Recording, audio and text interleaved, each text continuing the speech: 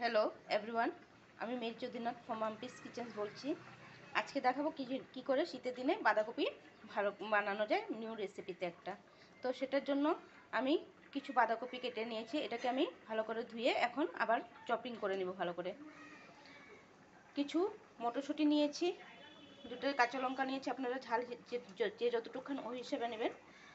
একটা টমেটো নিয়েছি আর কিছু দুটো আলু কেটে নিয়েছি।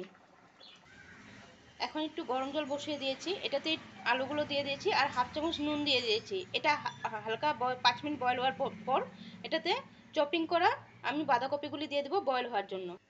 এখন আমি চপিং করা বাঁধাকপিগুলো দিয়ে দিয়েছি। এটাকে 5 মিনিটের জন্য ঢাকা দিয়ে একটু ভাপ দিয়ে নিব। এখন ভাতটা উঠিয়ে দেখে নেব এটাকে। এটা অনেকটা বয়েল হয়ে গেছে, এখন এটাকে ঢেলে নিব। কড়াইটা গরম করে একটু সরষের তেল দিয়ে নিয়েছি।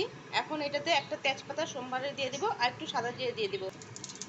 সোমবারে সাদা জিরা দিয়ে দিয়েছি, একটা তেজপাতা দিয়ে দিয়েছি। এখন এই চপিং করা টমেটোটা, দুটো চেরা কাঁচা লঙ্কা আর এই মটরশুঁটিগুলো দিয়ে একটু ভেজে নিব মশলা দিয়ে সব।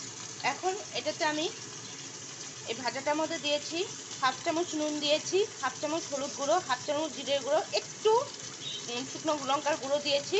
এটাকে আমি একটু জল দিয়ে এখন ভেজে নিব। মশলাটা একটু ভাপ দিয়ে নিলাম।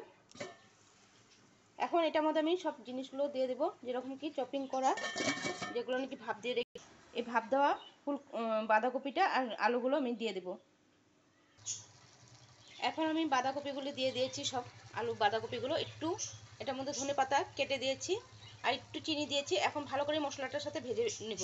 তারপর লাস্টের দিকে আমি এটাতে একটু গরম মশলা দিয়ে দেবো। মশলাটার সাথে আমি বাঁধাকপি আলু সব কিছু একটু মিশিয়ে নিলাম। এখন এটাতে একটা ঢাকা দিয়ে দিব একটু সিদ্ধ হওয়ার জন্য ভালো করে। বাঁধাকপিটা এখন হয়ে গেছে, একটু গরম মশলা দিয়ে দিয়েছি। এখন এটাকে এপিট ওপিট করে মিশিয়ে গরম মশলাটাকে এটাকে নামিয়ে দেবো। প্লিজ এই চ্যানেলটাকে লাইক করবেন, শেয়ার করবেন আর সাবস্ক্রাইব করবেন। Thank you for watching this video.